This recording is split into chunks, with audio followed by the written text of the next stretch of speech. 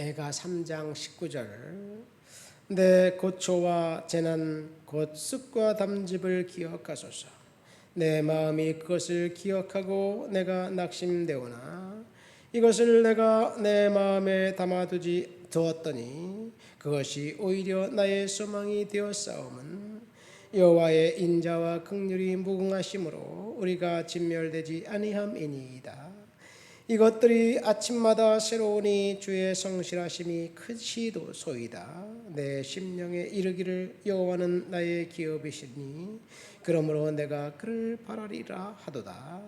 기다리는 자들에게나 구하는 영혼에게 여호와는 선하시도다. 사람이 여호와의 구원을 바라고 잠잠히 기다림이 좋도다. 아멘.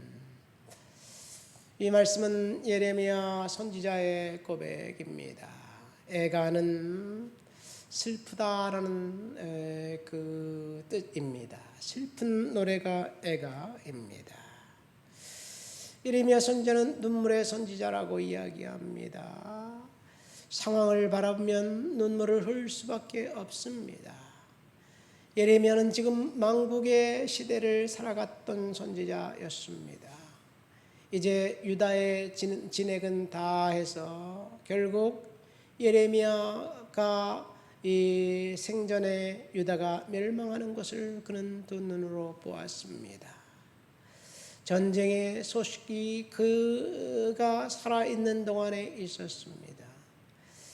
이 바벨론이 2차에 걸쳐서 침공해서 2번씩이나 사람들을 사로잡아 갔습니다. 첫 번째 침략했을 때는 왕을 이제 11개월밖에 되지 않은 왕을 사로잡아 갔고, 그리고 새로운 왕을 등극시켜 놨습니다. 어린 왕을 잡아갖고 그의 삼촌을 왕으로 만들고, 그리고 왕을 바벨론으로 끌고 갔습니다. 많은 사람들이 그 왕과 함께 끌려갔습니다. 이때 끌려간 사람이 다니엘이었습니다.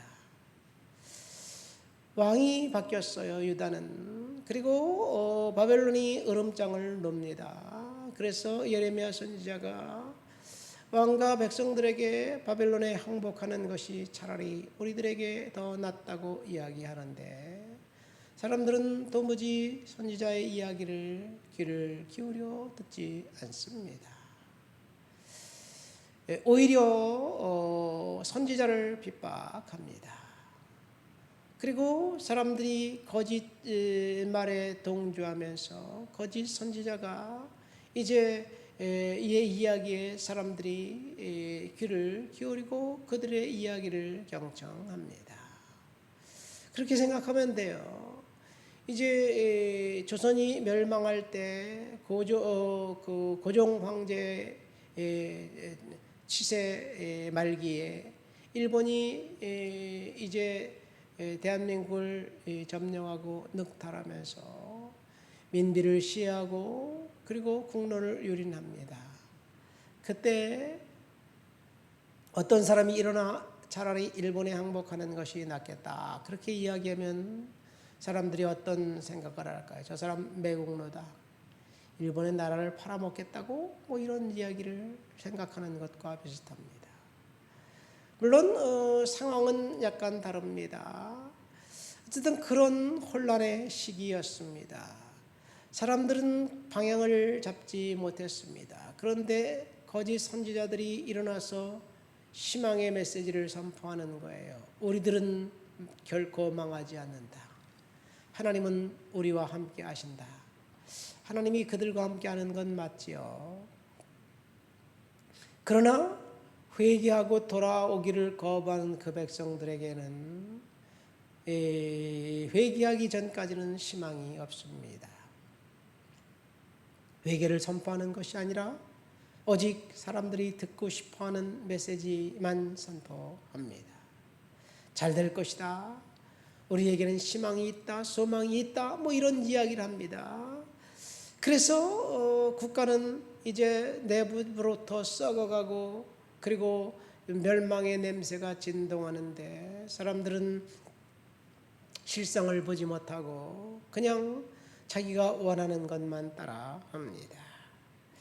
예레미야가 선지자가 활동할 때 이스라엘 백성들이 하나님 앞에 회개하고 우상 숭배에서 떠난다면 하나님이 그들에게 기회를 줬을 터인데 그들은 결코 회개하지 않았습니다. 그래서 바벨론에서 두 번째로 침략을 와서 또 사람들을 잡아갑니다. 이때 끌려갔던 사람이 에스겔이었습니다. 그럼에도 불구하고 사람들은 하나님 앞에 돌아오지 않습니다. 결국 유다는 멸망당합니다. 이 광경을 예레미야 선지자는 다 봐요. 그러면서 백성들에게 하나님 이 백성들을 어떻게 하면 좋나요?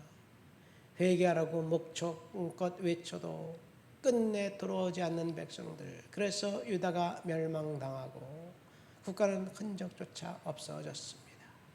마지막 이제 시드기야 왕 바벨론이 세운 그 왕이 11년 만에 이제 그 왕 위에서 쫓겨납니다. 아니 그 왕은 그 왕에 있을 때 바벨론이 들어와서 왕자들과 왕족들을 그가 보는 앞에서 다 죽여버려요.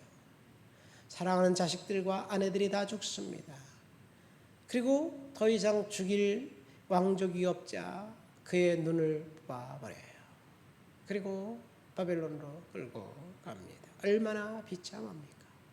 이 모든 것을 다 경험한 이 선지자가 오늘 본문 말씀 보니까 19절에 이렇게 이야기합니다. 내 고초와 재난 곧 쑥과 담즙을 기억하소서.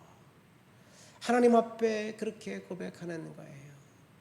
우리가 지금 재난 가운데 있습니다. 고난 가운데 있습니다. 그래서 낙심할 수밖에 없습니다. 하나님 기억해 주세요. 그렇게 고백하는 거예요. 그랬더니 하나님께서 선지자에게 그것이 오히려 소망이 되었다라고 21절에 이야기합니다. 여러분, 모든 것이 끝났을 때 그때는 오히려 홀가분한 거예요. 그렇죠. 하나님께서 예레미야 선지자에게 이제 그 메시지를 줍니다. 무슨 메시지를 주느냐? 이 유다는 멸망하지만 하나님은 다시 새로운 그루터기에서 새 백성들을 통해서 새로운 일을 시작하실 것인데 75년이 차면 다시 희망의 기회가 있게 될 것이다. 다시 백성들을 회복시켜 줄 것이다. 그런 이야기를, 그런 메시지를 하나님으로부터 들어요. 그리고 그 메시지를 예레미야가 책으로 써 넣습니다. 하나님 앞에 돌아와라. 그리고 회개하라. 그렇지 않으면 유다가 멸망할 것이다. 그리고 유다는 멸망당할 것이지만 하나님이 75년이 차면 또다시 회복시켜 줄 것이라는 이야기를 해요. 그리고 예언을 책에 담아요. 그런데 공교롭게도 첫 번째 바벨론에 끌려갔던 사람들 중 예레미야가 다니엘이 있는데 어찌된 영문인지 다니엘이 훗날 예레미야 선지자의 예언에 그 두루마리를 발견합니다. 다니엘이 바벨론에서 성공적인 인생을 살면서 국가 민족을 위해서 예루살렘 쪽을 향한 창문을 열어놓고 하루에 3번씩 기도합니다. 기도하면서 하나님 앞에 예레미야 선지자의 두루마리를 읽고 소망이 생깁니다. 문득 생각해 보니까 75년이 다 되는 것 같아요. 이 다니엘이 바벨론에 끌려간 지는 유다가 멸망하기 11년 전이에요. 11년 전에 끌려갔는데 그가 바벨론에서 성공적인 인생을 살면서 75년이 다 돼가는 것 같은 것을 기억하면서 정말 끊임없이 하나님 앞에 기도합니다. 다니엘의 기도가 시작된 지 얼마 지나지 않아서 고대 근동의 역사가 출렁이지요. 유다를 멸망시켰던 바벨론이 멸망하고 이제 페르시아가 등극합니다. 페르시아 첫 왕 고레스 원년에 칙령을 내려서 유다인들은 돌아가라. 그런 말씀을 칙령을 내리고 유다인들을 고국 땅으로 돌려보냅니다. 유다 땅으로 돌려보낼 때 그냥 돌려보내지 않고 바벨론이 예루살렘 성전에서 탈취해온 성전 기명들과 기구들을 주면서 너희는 돌아가서 성전을 건축해라. 건축하고 그리고 나와 내 아들들을 위해서 기도해라. 그런 이야기를 합니다. 그래서 꿈꾸는 것처럼 유다가 회복되고 포로에서 돌아오는 일이 생깁니다. 이것이 이 희망의 출발점이 바로 예레미야서로부터 시작되었어요. 쑥과 담즙과 재난을 기억하소서. 그 재난 때문에 그 멸망과 절망과 낙심이 아니라 하나님이 함께 하신다는 희망을 보았습니다. 여러분, 희망은 보는 사람들의 몫입니다. 우리가 이 땅을 살아가는 동안 우리가 눈앞에 보이는 것들이 암담하고 암울할 때, 그때 아무것도 보이지 않는다고 생각하면서 하면 절망이 될 수밖에 없지만 하나님이 나와 함께 하신다는 사실을 생각하면 그것이 희망이 될 수 있다는 이야기.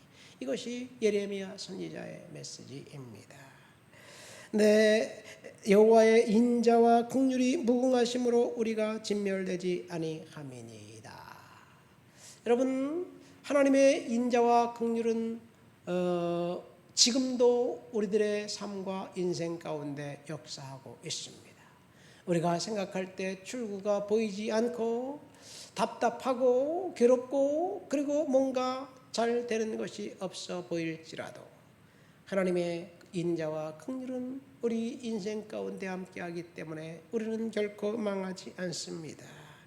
인자와 긍휼을 생각하니 아침마다 새롭고 아침마다 하나님의 은혜가 자신에게 차고 넘치는 것을 예레미야는 발견합니다. 그런데 이것은 믿음의 눈을 통해서 비전을 바라본 사람들의 이야기입니다. 그러나 예레미야의 현실은 잔혹했고 정말 참혹했습니다. 바벨론이 예루살렘을 진격해 예루살렘을 멸망시키고 모든 성을 다 회파시키고 성전을 파괴하고 이제 그나마 남아있었던 사람들을 다 끌고 갑니다. 이 온전한 사람들은 다 끌고 가고 이 어린이들과 노약자들과 그 장애인들만 남겨두고 예루살렘은 텅 빈 거리가 되었고 사람들은 바벨론 군대를 피해서 이곳저곳으로 도망가서 피해 살기에 급급합니다. 지금 예루살렘은 황폐된 성읍, 폐허가 된 성읍이었습니다. 거기서 어떤 희망을 볼 수 있을까요? 희망은 믿음의 눈을 갖고 본 사람들의 몫입니다. 희망은 지금 상황을 본 것이 아니라 미래에 하나님이 함께 하신 것을 본 사람들의 믿음이에요.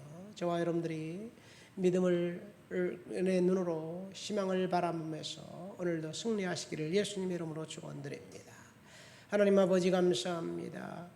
예레미야의 메시지, 예레미야의 고백, 쑥과 재난을 곧 담즙을 바라보면서 고초를 바라보면서 고통스럽지만 그것이 오히려 소망이 되었고 하나님을 희망하는 그런 믿음으로 바뀜을 믿습니다. 하나님, 우리가 현실을 바라보면서 절망과 낙심하는 것이 아니라 하나님을 바라보면서 하나님의 인자와 긍휼이 거기에 있다는 사실을 믿음의 눈으로 보게 도와주시옵소서.